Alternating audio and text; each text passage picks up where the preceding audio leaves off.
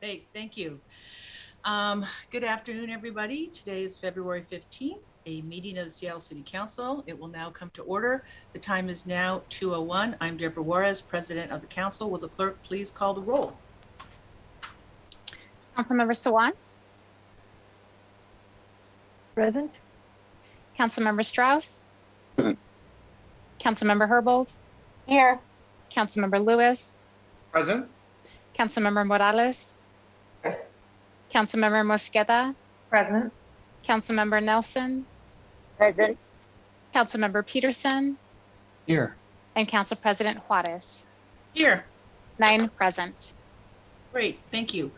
Moving along on the agenda, so with that, we did the roll call. Let's go to presentations. Today we have 2 presentations on the calendar, and the first one will be a presentation regarding Mayor Harrell, and the second one will be Councilmember Herbold. Well, we will start with the first presentation. So, Madam Clerk, first of all, good afternoon to everybody. Today is an exciting day. Today we welcome Seattle Mayor Bruce Harrell, our 57th mayor, who was elected in 2021 to serve his first term until 2025. Mayor Harrell will share with us today the traditional state of the city address and his vision for the people of Seattle, tribal nations, and the region. I am honored to work side by side with a friend, a former Seattle City Council colleague, a current Sound Transit board member, and now mayor of our great city, to tackle the challenges of today. We are indeed moving forward together, and hopefully in the positive. So with that, friends, please join me in raising our hands and welcoming Mayor Bruce Harrell.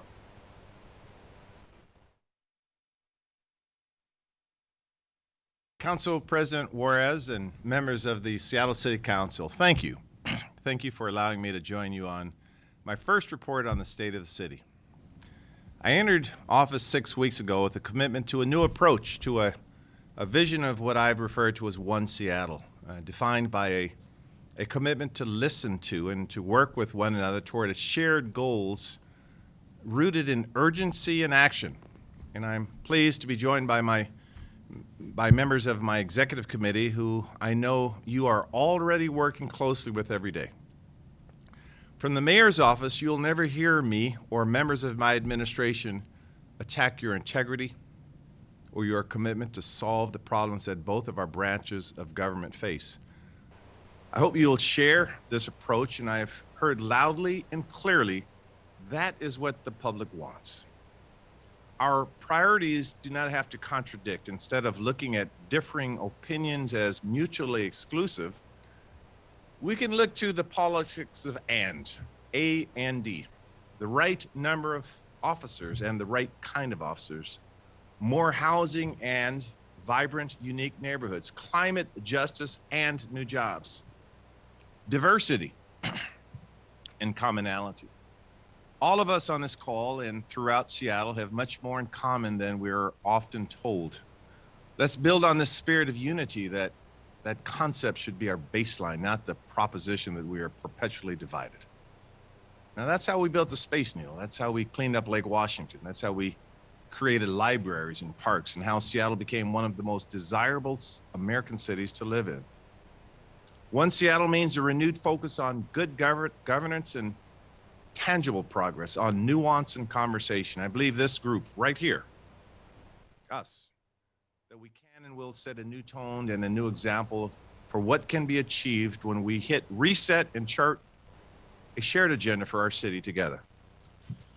Council President Deborah Juarez's historic unanimous election to the council presidency shows that you believe in this spirit of unity the same way that I do. She is the right person to lead the council.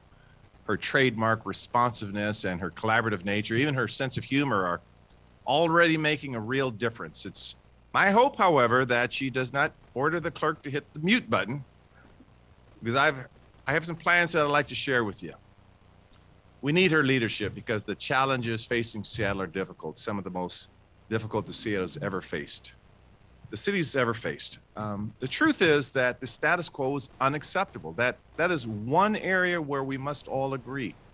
It seems like every day I hear stories of longtime small businesses closing their doors for good or leaving our city, or of families forever changed because of senseless tragedy or driven by gun violence or overdose, of rising rents and an inability to pay bills or find housing, of climate impacts, of disillusioned youth and residents who don't feel seen or heard. Now, as we come out of COVID recovery, Seattle can and will be so much more. This is my core belief, and will be the driving principle behind our administration.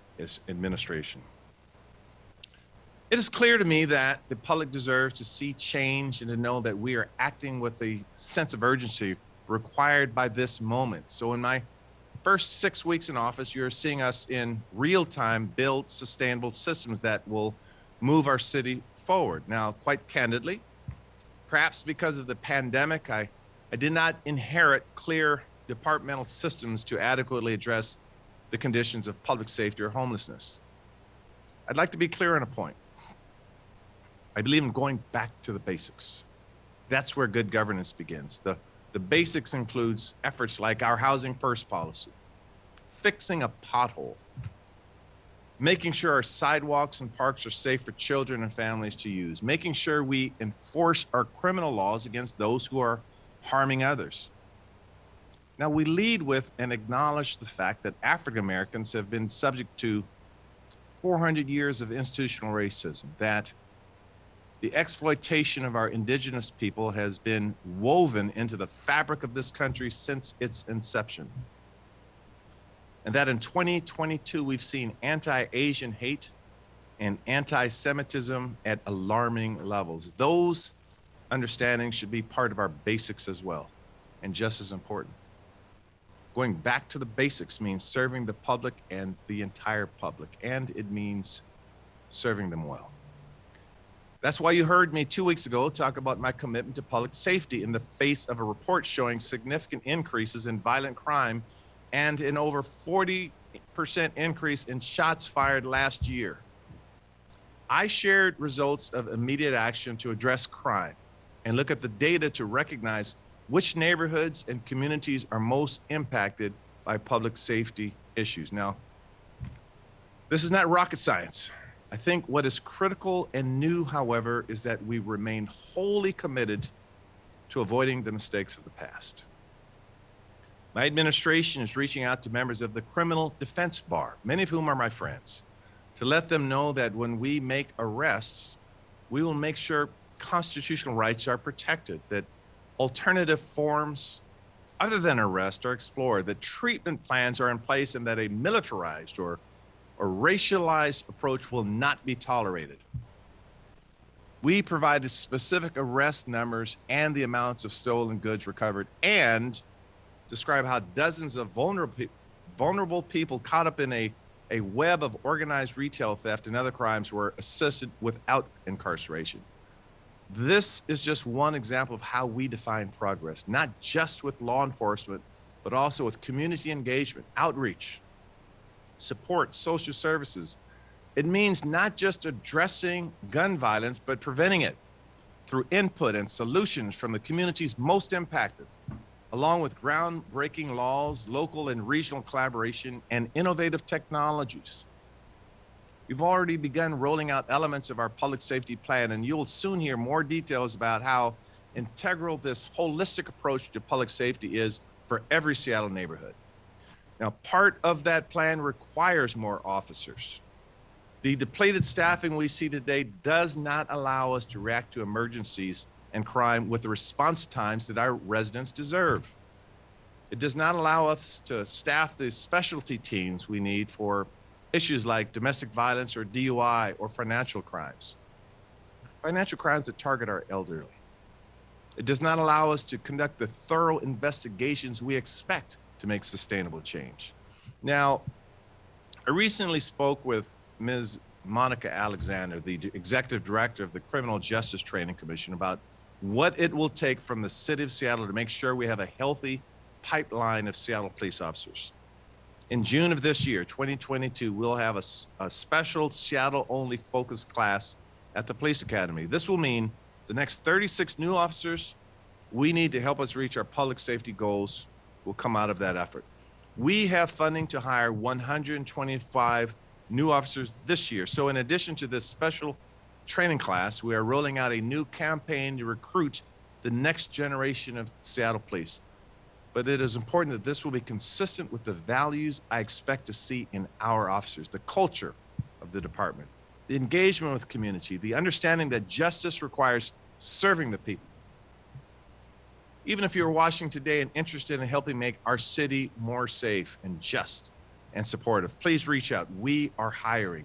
You recently heard from Chief Diaz about requiring new recruits as part of their training to dive into and know the communities they'll be working in before they take office. As I said earlier, the right number of police officers and the right kind of police officers. We can have safety and we can have reform. This will be the administration that ends the federal consent decree over the Seattle Police Department. The administration that guides our police to be more accountable, more innovative, focused, and representative.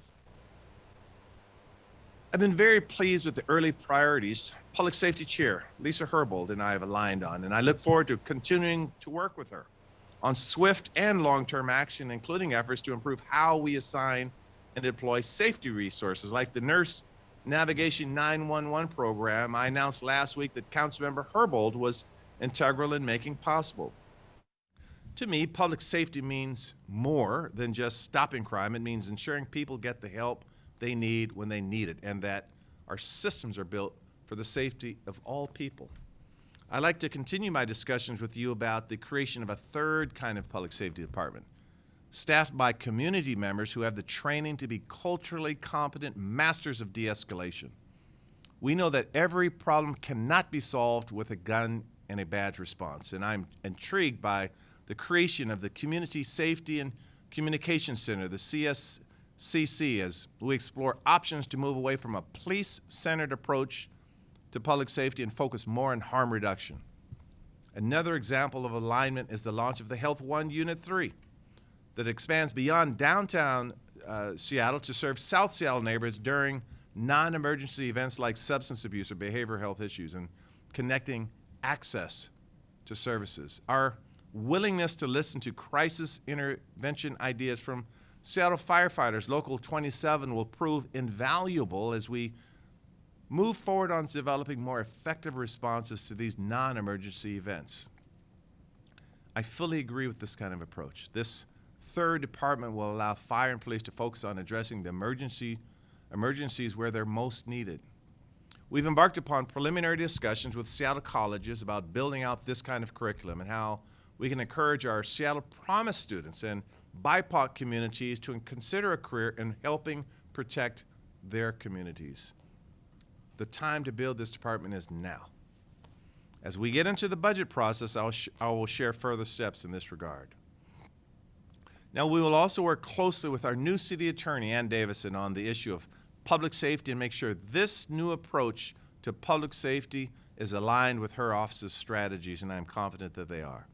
Together, we recognize the importance of ensuring we hold bad actors accountable and build a criminal legal system that looks comprehensively at delivering fairness and true justice for everybody. The homelessness crisis must be treated like the crisis that it is. Later this week, I will share under a major announcement about the future of our efforts to bring people inside with our executive Dow Constantine at the county and the RHA CEO Mark Dones and other philanthropic business and civic leaders consistent with the approach the City Council that you've supported. We will strongly pursue a regional solution to homelessness. The Regional Homelessness Authority is now operational and estimates that more than 40,000 people experiencing homelessness across this region are here. It's time to finally implement real and overdue regional coordination and the urgency of true crisis response to this challenge. As part of the governing committee, I'm working with CEO Mark Dones to ensure the right strategies are in place that will lead to real sustainable change. I'm also advocating at the state and federal level, working with Governor Inslee before I even took office to advocate for hundreds of millions of dollars to go toward housing and services and improved right-of-way coordination, and with the Housing and Urban Development Secretary, Marcia Fudge, to secure federal support. But let's be clear, Seattle's efforts will not pause while regional actions ramp up. In our first 6 weeks, we've been thoroughly evaluating the city's existing systems for addressing the impacts of homelessness, working to immediately create more efficient and effective solutions. When we entered office, the city had 6 different systems in 6 different departments tracking outreach and services to homelessness and vulnerable neighbors. Some track the number of people, some track the number of tents. While individual staff strive to work together, overall systems were not coordinated, and for the Harrell administration, this is not acceptable. We have since combined these efforts into one system with cross-departmental expectations of coordination that will form the backbone of not only a transparent dashboard to track progress, but also, and more importantly, to better help people off of sidewalks and into shelter and services. Further, if a person wanted to report their concern about an encampment with the city did not have a centralized system to log their report and act. Now, for the first time, we're putting the necessary people and processes in place to address the more than 1,500 reports we've received from the public just since we've taken office. Our new system will allow us to take action, share updates, and provide a more complete picture of what's happening in Seattle. Now, these are the kinds of systems issues where we must do better. Now, along with systems reform, we need new units of housing, and I'm aggressively pursuing alternative shelter options, considering a wide array of opportunities, including leasing and buying existing buildings.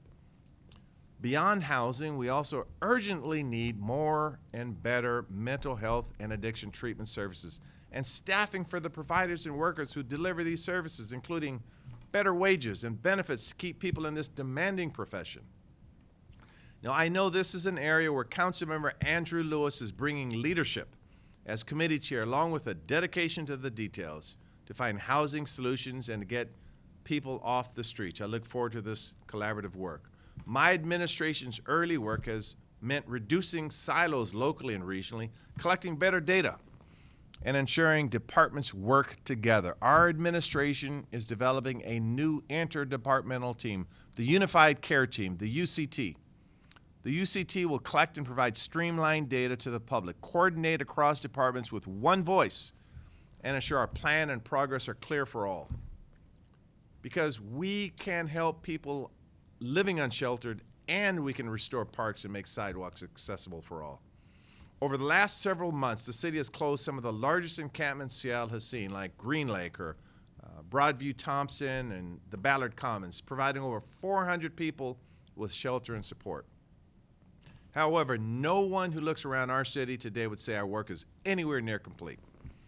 So we will continue our efforts on top priorities like Woodland Park, where we are working directly alongside Councilmember Dan Strauss, the RHA, and community groups to support neighbors in connecting those living unhoused with appropriate shelter and services. Now, Woodland Park is a gem in our city, and trash and fires and continued inhumane conditions are not acceptable, period. I want to thank Councilmember Strauss for his commitment to community engagement and demonstrable progress in this regard, and for neighbors across the city.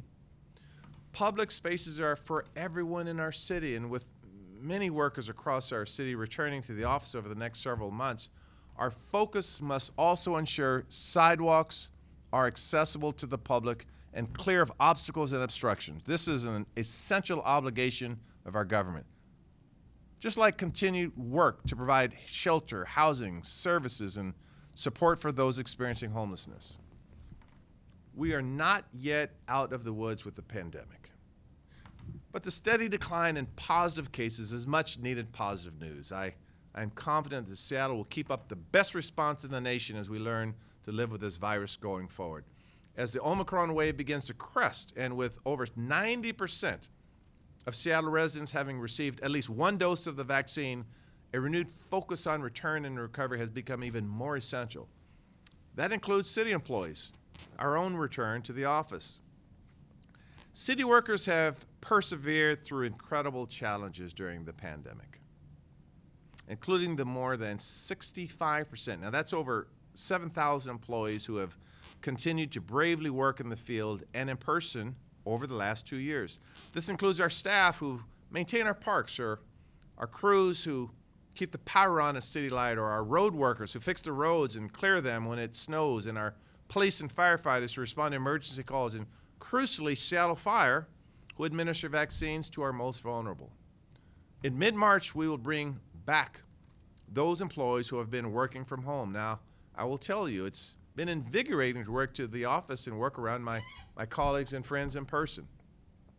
Now, I know that this transition will not be easy for everyone, but I am confident that our department directors and our labor partners will lead this return to work effort in a thoughtful, safe, and compassionate manner. I know they are already deep in the work of ensuring an equitable recovery. Our COVID recovery must focus on the most impacted and the most vulnerable. Supporting small businesses, arts, our nightlife, childcare, youth, mental health support, and emergency rental assistance. We must get federal and state resources out in the community as soon as we can.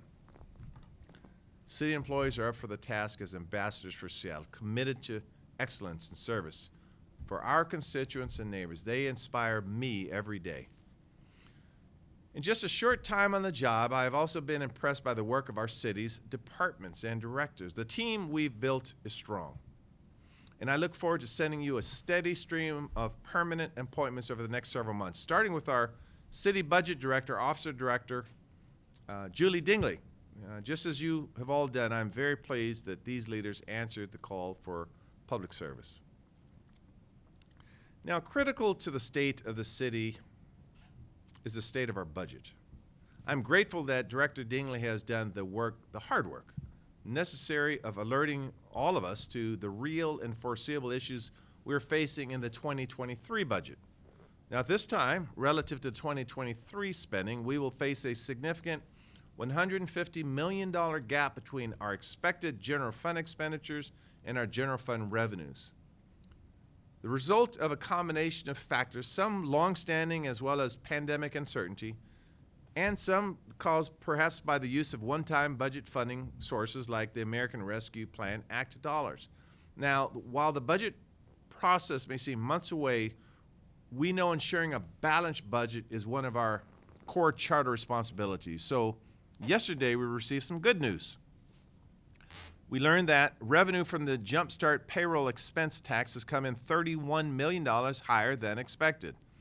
Now, that additional revenue must go toward alleviating the budget issues we expect in 2023. So we will need to look at all of our options, deciding between one-time and ongoing commitments, adjusting expenditures, revisiting existing funding sources, and looking at options for increasing revenues. This will be hard work, and it must begin now, which is why I've asked departments immediately to begin looking at opportunities to save. Now, while this is not as drastic as the Great Recession when I was on the council in 2008 and 2009, but we can do this. We've done this. It starts with transparency. It completes with a commitment to the basics like public safety and human services. As council pledged during last year's budget process, I too commit to addressing this challenge together. I know working alongside the strong leadership of Budget Chair Teresa Mosqueda, we will get to a budget that is financially sound and supports our values. Another top priority I know Councilmember Mosqueda and Councilmember Herbold are following closely is the West Seattle Bridge. The bridge remains one of the city's most pressing priorities, and even as I announced last week that the reopening schedule is threatened by the ongoing concrete work stoppage. You may recall so many of our projects involve concrete, from our waterfront Seattle program to our Ship Canal water quality control project, and just about every major SDOT priority, including the Madison Rapid Ride Line and the curb ramp and sidewalk installation improvements. I have been clear that the business and labor, they must return to the bargaining table and reach a fair agreement. This conflict continues to dangerously escalate in a way that helps no one and hurts everyone. To make my commitment to a just resolution clear, I offer this room to the workers and businesses anytime as a place to come together and resolve their disagreement. We can do this work. I want to thank Councilmember Alex Peterson for his close attention to the West Seattle Bridge project and to so many other critical infrastructure, bridge, and transportation projects. His eye for detail and his commitment to effective transportation solutions are outstanding. Within our transportation planning, we must advance urgently needed Vision Zero enhancements and improvements, working to prevent death and serious injury through streets that prioritize people. Public safety includes safe streets. I want to also highlight the importance of new groundbreakings for our waterfront program as part of the transformative investments to create over 20 acres of public space that all of the public can enjoy. Access to transit, safe streets, parks, sports, mentorship, those are the things that made a difference in my life. It made a difference in so many other people's lives. And these are the programs and infrastructure that help make our city welcoming and to families and kids and to connect our communities to our schools. We are forging a new relationship with our Seattle Public Schools at a time when supporting public education and the 56,000 kids enrolled in our Seattle schools has never been more important. Working with Superintendent Dr. Brent Jones and the school board, we are going to make sure Seattle students receive the support they need coming out of this pandemic and the educational tools to thrive in a changing economy. This support must start early. That's why I'm so excited that our nationally recognized Seattle preschool program will provide more than 2,100 seats for our youngest learners this year, an increase over 125 from last year. Most Seattle families qualify for free tuition, and over 3/4 of preschool program students are students of color. I look forward to partnering with Education Chair Tammy Morales on how we can do more for Seattle kids and students, including increased access to high quality, affordable preschool and to post-secondary education programs through the Seattle Promise. Now, her passion and her commitment to drive equity through education is a shared principle of ours. Councilmember Morales' commitment to not only District 2, which is the most important district of the 7 districts of the city. Oh, wait, I thought that sentence was deleted from the speech. Sorry about that. What I meant to say was her commitment to all districts of the city in education will be evidenced by our work together in 2022. I want small and local businesses to know that I hear them and that I am working to address their very real concerns. I am open to your ideas and looking forward to working with BIAs and small business districts on tangible improvements. That's why one of the first bills I've submitted to council would fund additional resources for tourism with a small increase in the lodging fee, an effort supported by the downtown BIA and hotels and the hospitality industry. I know Councilmember Sarah Nelson shares my passion for helping small businesses. I am excited to see she is already bringing her dynamic experience in this arena to support her new ideas. Her background as a small business owner and her platform highlighting the importance that small businesses bring to all communities and communities of color will be instrumental in making sure our COVID recovery plans are successful. Supporting small businesses is a means to create equity in our city. Our work together must support businesses owned and operated by women, veterans, LGBTQ plus folks, and communities of color by improving contracting and access to capital, cutting red tape, and simplifying certification requirements. 20 cents of every dollar spent by the city last year went to women and minority-owned businesses and firms. I'm committing the city to increase that number and be held accountable for it. We can also do more to support working people, giving them the resources to support workforce development opportunities and living wages, and pushing innovative and nation-leading protections. Now, many of you heard me mention the formation of a Seattle Job Center, connecting workers and employers to new opportunities, workforce development, and apprenticeships. As Seattle City Light leads electrification and grid modernization efforts to reduce climate impacts, I want to make sure Seattleites benefit from new clean energy jobs. As we approach the budget cycle, I will prepare for the council a white paper on what would we like to build in our job center. How can we further support the worker protections we've become known for in the Office of Labor Standards? We can plot a course not only to protect workers' rights, but to help them find new jobs and careers should they so choose. Now, I know Councilmember Shama Sawant cares deeply about addressing inequality. And in all of our years working together, I've never once doubted her commitment to that end and the commitment of those who believe in her mission. I look forward to working with her office, including investments in environmental justice and grants in the community, advancing justice priorities and critical climate action initiatives. To that end, our officer will be fully committed to operationalizing equity. While training and education within our ranks is important, I'm asking our departments to go out in the field and ask, how does our commitment to equity and fighting inequality equate to those outside of City Hall? Underrepresented communities should not have to fight to be heard. Are we visiting their community centers, their churches, their mosques, their faith centers, their meeting places? When have we listened to communities outside of the walls of City Hall? That is good government. We are beginning our comprehensive plan update with that very principle in mind, ensuring that we're truly one Seattle by giving all communities, especially communities of color, a voice in shaping the future of our city. As we work to build a walkable, transit-oriented neighborhood with a housing supply that meets the needs of the future, this will be our approach. Small business support and workers' protections, home ownership opportunities and displacement protection, more housing and expanded tree canopy. Improving equity could take many forms. That's why we're also in the beginning stages of a comprehensive search for both our Transportation and Parks Department director. They will share and understand my vision for how these two major departments can be drivers of equity and opportunity in our city.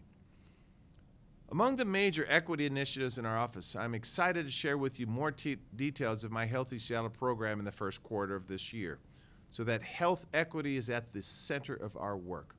Similarly, let's continue to support healthy communities by growing Seattle's Fresh Bucks program, helping over 10,000 residents get access to healthy and local foods. Finally, while we must make accessing our resources more accessible, that's why I'm excited about the new Civiform tool, developed with pro bono support from Google and co-designed with residents and community-based organizations and city staff. This tool is designed to reduce the time and effort needed for our residents to seek and apply for city affordability services. Back to the basics. Improving equity work and new technology can all go together. Truthfully, it's the lived experience we have that informs how we see the world and how we approach the challenges we face. And that's why I'm really proud of the executive team I've built. Why I sought to build a diverse, competent, and engaged group of civic leaders. They are showing early on what we can accomplish when we build a representative government. Clearly, the challenges facing Seattle are bigger than me alone. The path requires empowering each other, the executive team, our department directors, and you, the city council. It means engaging our greatest resources, the people in our city, engaging them in the solutions we want to see. Next year, I hope to be able to gather in person with you, to deliver a speech to you and to our residents, to celebrate 1 year of work together in meaningful milestones on the issues I've laid out above. Together, we can change the narrative in our city and make Seattle a better place for the people who call it home. To do so, I'll need your help. Not tomorrow, today. Let's go to work, and thank you very much. One Seattle.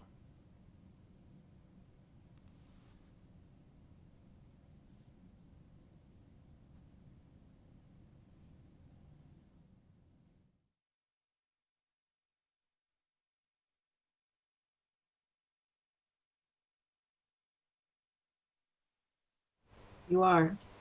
Okay, great. So that concludes our speech from, or our state of the city address from the mayor. I'm guessing we don't have any questions or concerns right now, so we will go on with the agenda and move on to what's next.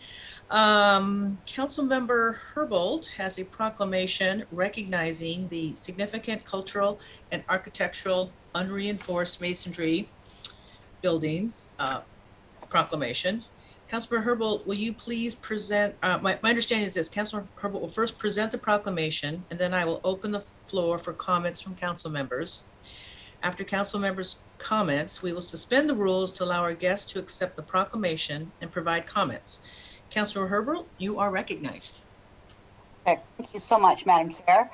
So, an annual tradition on Valentine's Day, the National Trust for Historic Preservation in cities across the country works to spread love for historic places through something called the Heart Bomb campaign.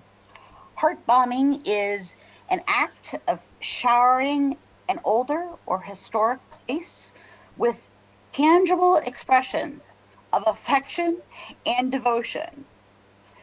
The full language of the proclamation it can be found on our agenda, but if you don't want to read all of it, here is, I think, some important points to pull out. So the proclamation recognizes the significant cultural, architectural, unreinforced masonry buildings that they are some of Seattle's most beloved community gathering places. They're the sweethearts and the icons of many neighborhoods. And on this Valentine's Day, or after, the City Council is pledging its adoration for our historic architectural and cultural past while reimagining the future with seismically upgraded masonry buildings. Yesterday, my office forwarded on some one-pagers from Historic Seattle of the key unreinforced masonry buildings for each district and the city as a whole, as well for the two at-large council members. Today, we will have a few of the reinforced masonry stakeholders. Historic Seattle will join us. And ASAP, I'm sorry, I can't remember what the acronym stands for, but I know you'll tell us, with a brief presentation. And if once we find out whether or not there are comments or questions for council members, we'll then hand it over to Naomi West. Thanks so much. Thank you, Councilmember Herbold. Are there any comments or questions before I move forward to Councilmember Herbold? All right, not seeing any. There's no objection. The council rules will be suspended to allow our guests to accept the proclamation and provide remarks. Let's see, the rules are now suspended. So we have, and please forgive me if I don't say these names correct, Lisa Neitz-Stagen, Eugenia Wu, and Naomi West from Historic Seattle. Welcome to Seattle City Council. You are recognized in order to provide remarks to the City Council and the viewing public. And I apologize if I got your name wrong, Lisa. Thank you. Good afternoon. I'm Lisa Nitza with Nitza-Stagen and on the board of Historic Seattle. And I'm here representing the Alliance for Affordability, Sustainability, and Preservation, or ASAP, a public-private partnership with over 100 stakeholders, including the City of Seattle, Seattle City Council, King County, historic preservationists, community associations, affordable housing groups, building owners, developers, architects, engineers, sustainability, and social justice advocates. We've been working together since 2018 on the critical issue of addressing the need to seismically upgrade Seattle's over 1,100 unreinforced masonry, or URM buildings, before they collapse in the next major earthquake, threatening lives, safety, affordable housing stock, and our neighborhood's character and history. Next slide, please. We know that there will be major earthquakes within the next 30 years that'll cause URMs to collapse or experience life-threatening damage. Our URMs house schools, 33,000 residents and small business employees, 2,300 affordable housing units, and 15% of URMs contain women or BIPOC-led small companies. 60% are deemed historically significant to our neighborhoods. So why haven't they been seismically upgraded? The primary obstacle's been cost. So our group focused first on the need to identify funding sources to upgrade the city's URMs. The CPACER program has now been passed in Washington and King County. We, together, developed a proposed seismic upgrade retrofit credit program that has wide support. And the city and city council have funded a city full-time staff position to develop and run a Seattle seismic upgrade process and program. We created cross-sector working groups that address potential challenges the program might face and together develop solutions. Examples are physical and economic displacement during upgrades, defining specific retrofit types and costs, streamlining the regulatory review process to fast-track URM retrofits, and facilitating community education and acceptance. Next slide, please. We are deeply grateful for the Harrell administration embracing this initiative and moving it forward. To CM Herbold for leading the charge in helping to bring this issue before the council, to the full council for adopting a resolution to move this initiative forward in December, and to Council President Deborah Juarez for inviting us here today to speak about the work that's been done and needs to get done. So what are we working on now? Supporting uptake for King County CPACER program, working to vet, develop, and launch the seismic upgrade retrofit credit program for funding seismic upgrades, supporting the city as it fills the position that's been funded to lead the work moving forward, setting up an advisory group that can help the Harrell administration develop and launch the seismic upgrade ordinance and program. We believe that the collaborative approach of a public-private partnership such as ASAP to critical problem solving for Seattle is the best way to leverage resources and expertise for positive social and economic impact. Ultimately, our hope is that the results of ASAP's work in Seattle will be a successful URM seismic upgrade model that can be replicated in King County, throughout the state of Washington, and other states facing similar issues on the West Coast.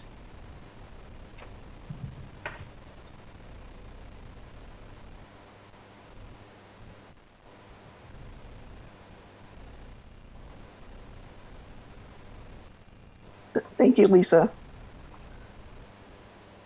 Hi, everyone. I'm Eugenia Wu with Historic Seattle, and I'm going to be talking next few minutes about sort of URM basics and also why retrofits are significant.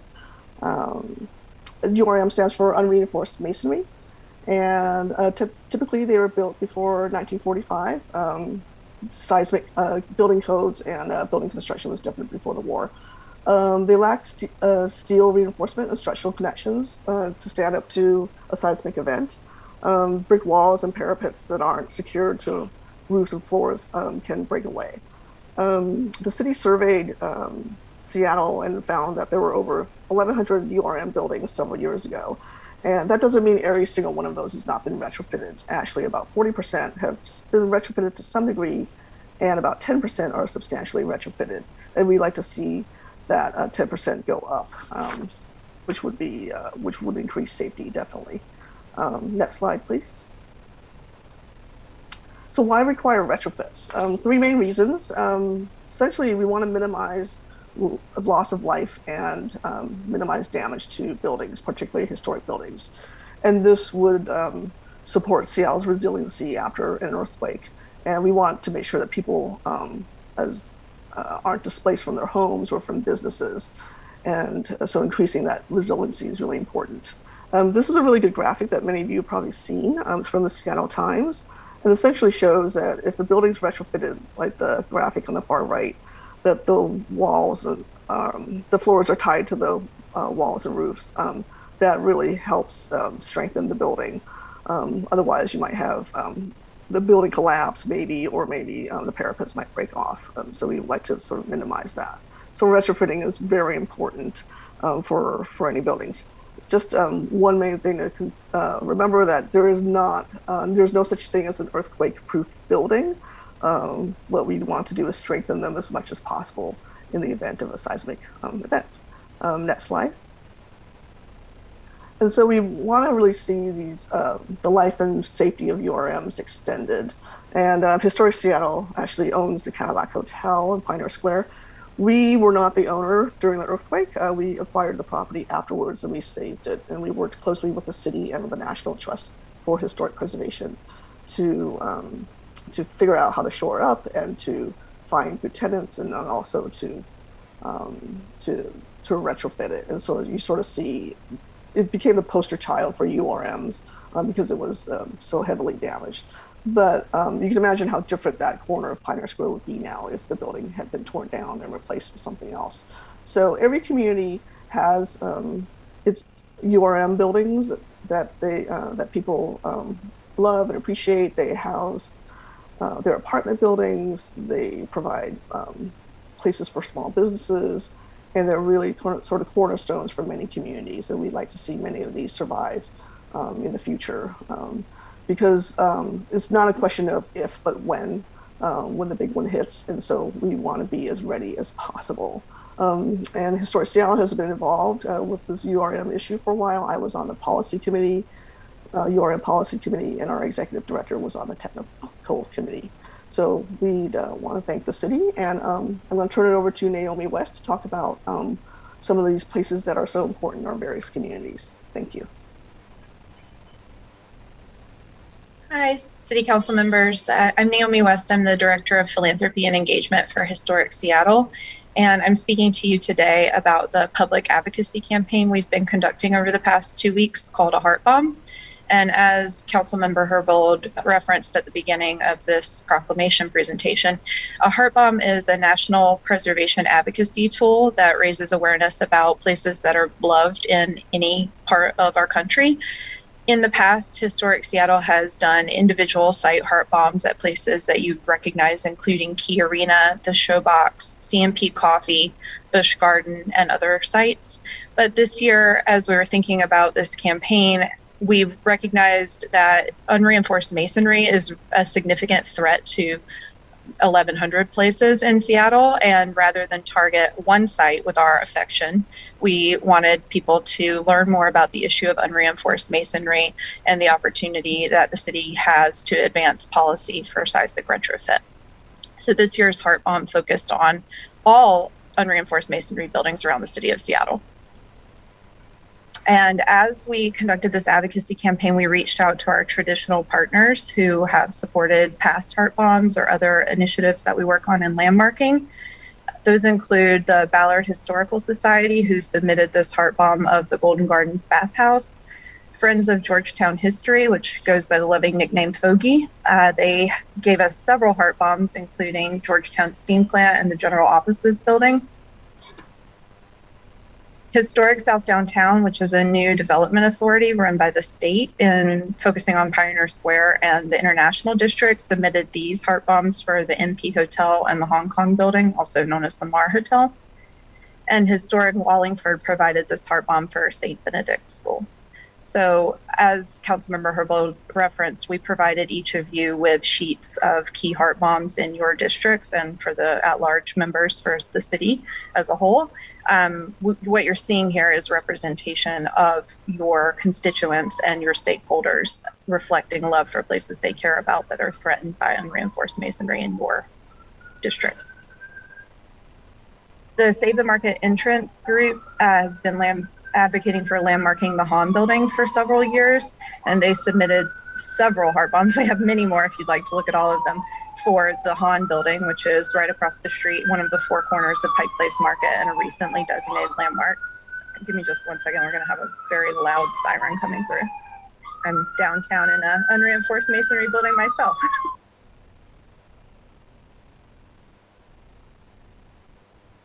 Okay. And we also received heart bombs from Friends of Historic Belltown for the Charles Gate Apartments. Queen Anne Historical Society did a heart bomb for the Queen Anne Library and also partnered with a developer, Fall LLC, for the Queen Anne Exchange heart bomb. We also then started to receive some heart bombs from constituents who are part of the historic Seattle community or who care about this issue, the Seattle procrastinators knitted hearts and placed them on Rachel the Pig at Pike Place Market to show their support for retrofitting some of the buildings in the market, which is obviously a Seattle icon. Daniels Real Estate submitted a heart bomb and a feature on our blog for the Gridiron Condos in Pioneer Square, which was formerly the Johnson's Plumbing Building. And this Instagram user to the right here, she submitted a heart bomb for the Queen Anne High School building, which is now a condominium complex.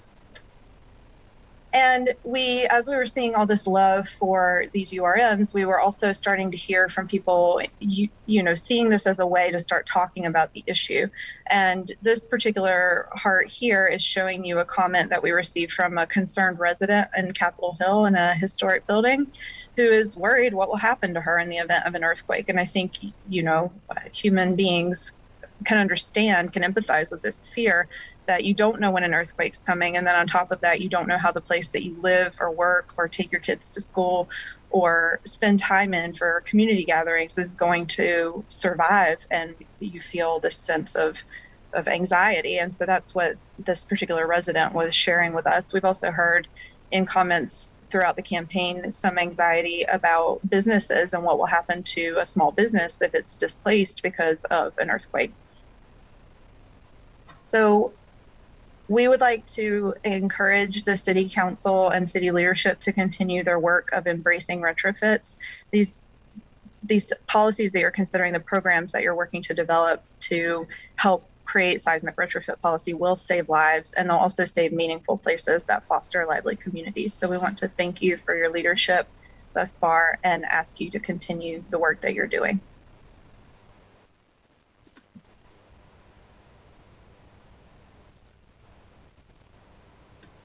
Okay, so with that, Councilmember Herbold, is this the end of your presentation? Would you like to make some closing comments before I close this out? It is, and my only closing comment is to thank you, Council President Juarez, for this sort of special dispensation and allowing for a little extra time as part of this presentation. Really appreciate it. Thank you, and big thank you to Historic Seattle, Lisa, Eugenia, and Naomi for the wonderful presentation in the buildings. And I do remember now that Councilmember Herbold does this every year. I just couldn't remember it was a heart bomb, so I'll remember that next year. And I think I need to see some more D5 buildings up there, but anyway, thank you so much. So with that, I'm going to close this out on the presentations and move along on our agenda. So we'll go to the approval of the agenda. There is no objection, the agenda will be adopted. Hearing and seeing no objection, the agenda is adopted. Okay, let's see. Now we go to approval of the consent calendar. Will the clerk please read the items that are included on today's consent calendar?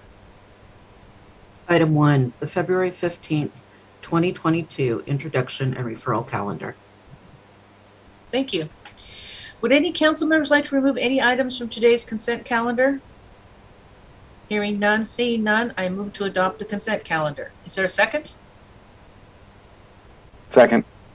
It's been moved and seconded to adopt the consent calendar. Will the clerk please call the roll on the adoption of the consent calendar? Councilmember Strauss, Yes. Councilmember Herbold, Yes. Councilmember Lewis, Yes. Councilmember Morales, Yes. Councilmember Mosqueda, Aye. Councilmember Nelson, Aye.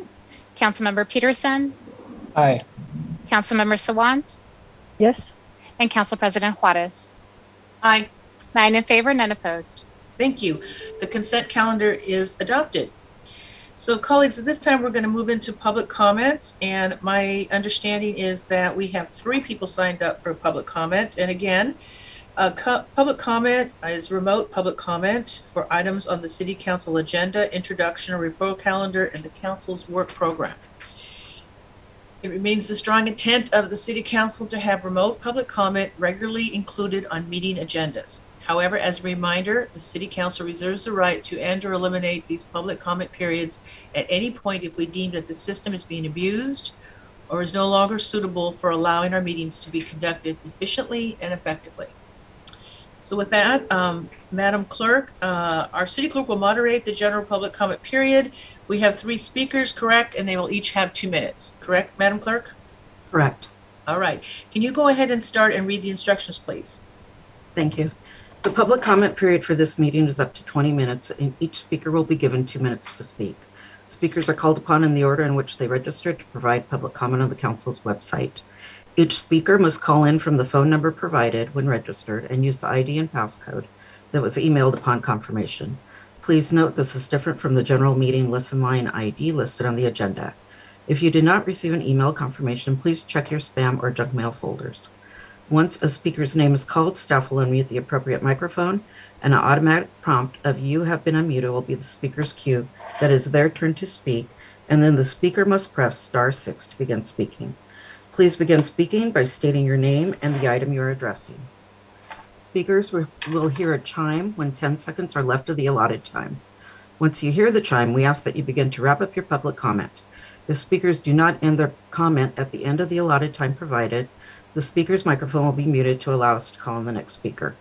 Once you have completed your public comment, we ask that you please disconnect from the line, and if you plan to continue following this meeting, please do so via Seattle channel or the listening options listed on the agenda. The public comment period is now open, and we will begin with the first speaker on the list. Please remember to press *6 after you hear the prompt of "you have been unmuted." And our first speaker is Howard Gale, who is followed by Sam James, who is showing as not present.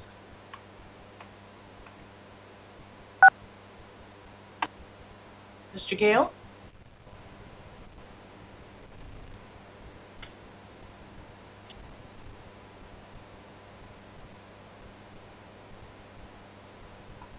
Mr. Gale, you're showing as unmuted. You might unmute your phone. Sorry. I'm sorry. Sorry. Can We you hear can me? hear you. Okay, sorry. Good afternoon. Howard Gale, District 7, commenting on our failed police accountability system. Tomorrow marks a year since the Seattle police murdered Derek Hayden, a man in crisis, with our accountability system determining, just 2 weeks ago, that this murder was, quote, lawful and proper, unquote. 41 days ago, the SPD murdered another man in crisis, a man who still, 41 days later, remains unnamed and unremarked upon by a heartless police accountability system. February also marks 9 years since the SPD killed Jack's son, Kiwatinawin, and 3 years since the murder of Danny Rodriguez, also people in crisis. Next week, it will be 6 years since the murder of Chay Taylor. Each time, a heartless police accountability system that has police policing police has determined that these murders, along with all of the 32 SPD killings since the SPD murder of John T. Williams, to be, quote, lawful and proper, unquote. Still no accountability, still no justice. What deep disrespect to the memory of John T. Williams, the person whose murder started us on this nearly 12-year failed journey pursuing accountability. Systems of injustice, while created and run by people we see as ill-intentioned, can only persist and be perpetuated by well-meaning people such as yourselves. As surely as the SPD created and supported a system that denied Derek Hayden life, this council and the police accountability system you created and support has created and supported a system that has denied Derek Hayden, his family, and his friends any measure of justice or accountability. You have guaranteed more such murders in the future. We need to build, through a city initiative, a police accountability system that provides full civilian community control over police policy, police misconduct investigations, and police discipline. As the people in Newark, New Jersey, Nashville, Tennessee, Portland, Oregon, San Diego, San Francisco, Oakland, Los Angeles, Long Beach, San Jose, Phoenix, Atlanta, and so many other U.S. cities have done post-George Floyd. Go to seattlestop.org to find out how. That's seattlestop.org. Thank you. Our next 2 speakers are Sam James, followed by David Haynes, and we are showing that neither of them are present. Okay, so we have no one else present, and so what we'll do then is we'll just go forward. So we have no more speakers. So with that, I will now state that public comment period is now closed, and we will go on for the rest of our agenda. which is payment of the bills, which is always controversial. Payment of the bills. Clerk, can you please read the title?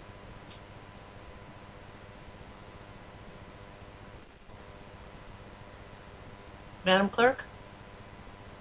Linda, you're on mute. Apologies, Council That's okay. Member. Council Bill 120-269, appropriating money to pay certain audited claims for the week of January 31st, 2022 through February 4th, 2022, and ordering the payment thereof. Thank you, Madam Clerk. I move to pass Council Bill 120-269. Is there a second? Second. Great. It's been moved and seconded that the bill pass. Are there any comments? Looking at Councilmember Mosqueda, she's got nothing. Okay. Madam Clerk, can you please call the roll on the passage of the bill? Councilmember Strauss, Yes. Councilmember Herbold, Yes. Councilmember Lewis, Yes. Councilmember Morales, Yes. Councilmember Mosqueda, Aye. Councilmember Nelson, Aye. Councilmember Peterson, Aye. Councilmember Sawant, Yes. and Council President Juarez. Aye. 9 in favor, none opposed. Great. The bill passes and the chair will sign it. And will the clerk please affix my signature to the bill on my behalf?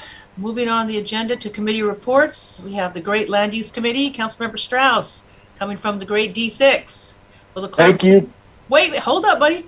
Will the clerk please the item into the record, and then you can have the floor, Mr. Strauss. Committee reports. Report of the Land Use Committee. Item 1, Council Bill 120-253, relating to floodplains, second extension of interim regulations established by Ordinance 126-113 for an additional 6 months to allow individuals to rely on updated national flood insurance rate maps to obtain flood insurance through the Federal Emergency Management Agency Floods Insurance Program and amending Section 25.06.110 of the Seattle Municipal Code. The committee recommends that the council bill pass. Thank you, Madam Clerk. Councilmember Strauss, you are the chair of the committee. It's all you. Thank you, Council President Juarez. Thank you, colleagues. Council Bill 12253, as the clerk mentioned, relates to floodplains. This is the second extension of interim regulations, which will last for 6 months. By way of background, in July of 2020, we adopted interim floodplain regulations that reflect FEMA's updated flood insurance rate maps for King County. These updated regulations are necessary to remain in compliance, for us to remain in compliance with FEMA policies and with the National Flood Insurance Program. Last year, we did extend these interim regulations for an additional year to allow SDCI to create permanent regulations. Those permanent regulations have now been drafted, but are currently being challenged with the SEPA appeal from the Port of Seattle, and we are working to address those concerns and mediate that appeal. This which is going through the hearing examiner, and there's a formal process for this to be resolved.